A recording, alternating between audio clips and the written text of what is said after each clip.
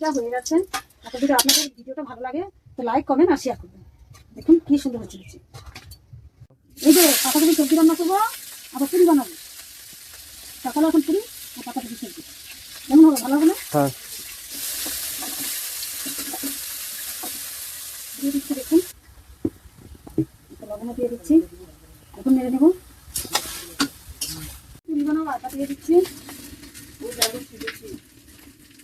বানাবো তো এর মধ্যে চিনি দিয়ে দিচ্ছি। তবে চিনি না দিলে ভালো লাগে না। তার মধ্যে দেবো একটু লবণ,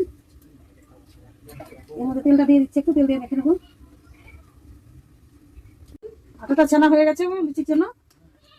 দেখুন আটাটা আমি গোল গোল করে নিচ্ছি পুরির জন্য। দেখুন কি সুন্দর হচ্ছে। তারপরে বলুন পাতাকপি দিয়ে নিরামিষটা হয়ে গেছে। এখন গরম মশলা দিয়ে দিচ্ছি, দিয়ে নামিয়ে নেবো। নিরামিষটা হয়ে গেছে, নামিয়ে নিচ্ছি। ভাজবো পুরির জন্য তেলটা আমি কড়াইয়ের মধ্যে দিয়ে দিচ্ছি। ঢেলে দিচ্ছি, দেখুন তাড়াতাড়ি ঢেলে ভেজে নেবো। দিয়ে দিচ্ছি, দেখুন